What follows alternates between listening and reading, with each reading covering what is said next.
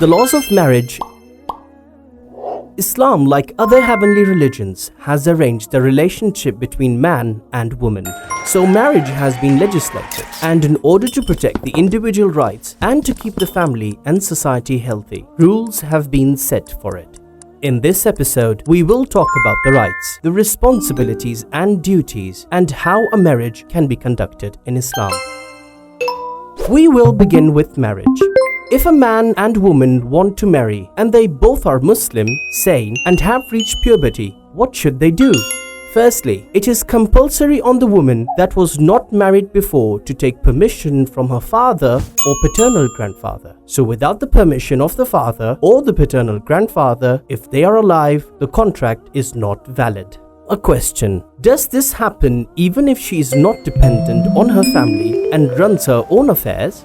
Some of the jurists advise precaution in this matter and say even if she is independent and she is the one that manages her affairs, it is compulsory on her to take permission for that. Check this specific issue with the jurist you follow. But a woman who is a divorcee or widow that has had physical intimacy with her husband is allowed to be married without seeking the permission of her father. But from the side of the man, it is good to seek the consent of his father out of kindness towards parents. The second point: before marriage, there should be an agreement of rights and responsibilities in the marital life.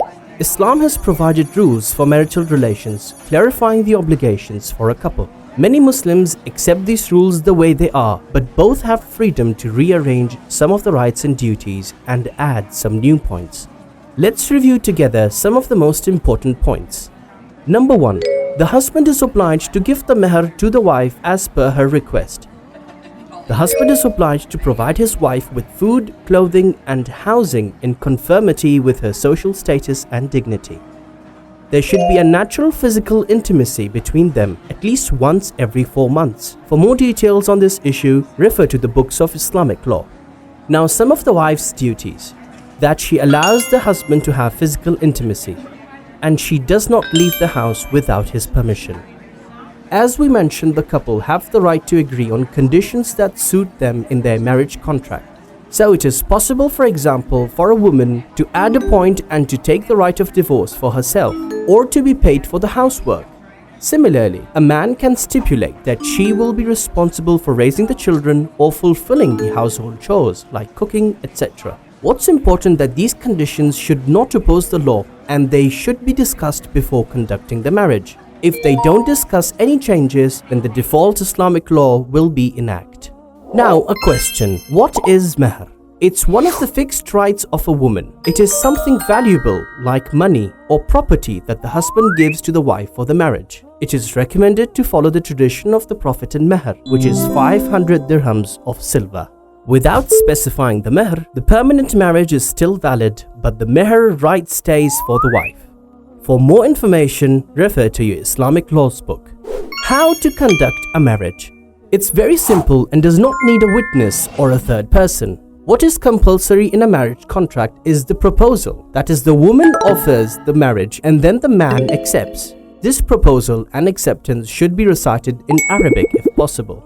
As an example, let's conduct a marriage. A woman says to the man, "Zawajtuka nafsi ala mehr al-ma'loom wa shurut al-ma'looma," which means, I offer myself in marriage to you for the specific meher on the specific conditions. And the man says, "Qabiltu," which means I accept it. And according to some jurists, the other way is also allowed. This means the man will say, "Atazawwajuki ala mehr al-ma'loom wa shurut al-ma'looma," I marry you for the specified meher. And the woman says, "Qabiltu." They are also allowed to appoint a scholar or someone to recite and conduct it on their behalf. Good. What we have mentioned was permanent marriage. But there is another kind of marriage known as temporary marriage. What is it? Temporary marriage is limited to a fixed time and it ends automatically after the expiration of the time agreed upon in the marriage. The temporary marriage has similar conditions as the permanent one, like that the woman should seek the permission from her father or paternal grandfather, etc. But they are different in some issues. Let's review them together. In the temporary marriage, number 1, it is compulsory to specify the duration. If the time is not specified, the contract is void. Some jurists say if the duration is not specified, the marriage remains valid but it will become permanent. Number 2. It is compulsory to specify the meher, and if it is not specified, the marriage is invalid. Number 3. The man doesn't have to cover the wife's living costs, but the wife can stipulate this right in the marriage contract. Number 4. There is no inheritance between the couple if one of them dies. Number 5. According to some jurists, a Muslim man who has a permanent wife is not allowed to get married temporarily with a woman of Ahlul Kitab or the people of the book.